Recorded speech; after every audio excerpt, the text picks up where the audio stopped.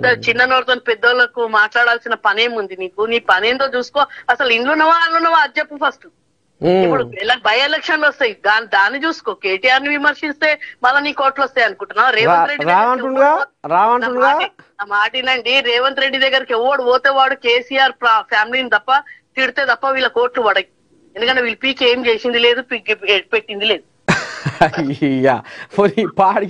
మొన్న స్టేషన్ కన్పూర్ లో మీటింగ్ పెట్టి కార్యకర్తలతోటి మీరు ఏం ఫికర్ చేయకూరి, మళ్ళీ ఉప ఎన్నిక ఏం రాదు, అంతా నేను చూసుకుంటూ ఉంటుండు.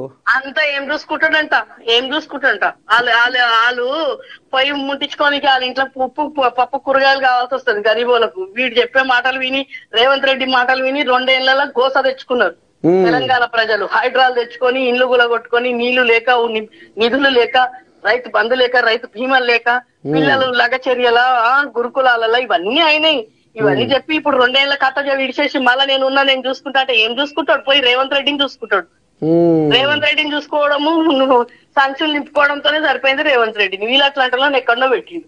ఇంకేమైనా ఇజ్జత్ ఉన్నదా అని అలా? ఆ పార్టీలో ఏమైనా ఇజ్జత్ ఉందా? మాట్లాడుతున్నాడు ఆయన మాటలు ఏంది? ఆయన ఏంటి పెద్ద మనిషి? ఆయన స్థాయికి మాట్లాడుకోవాలి. ఆయన స్థాయికి దిగజారిపోయింది కాబట్టి మాది బాగా తినిండు.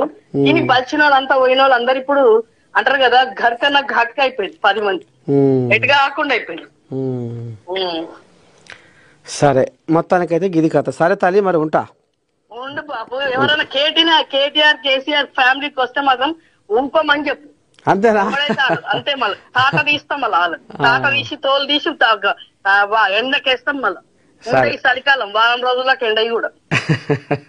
సరే సరే సరే తల్లి, శనార్థి. సరే సరే. ఇగో ఇది కథ.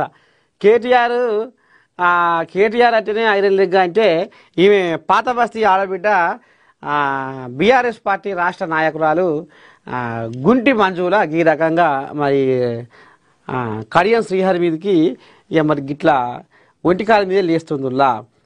ఇదేంది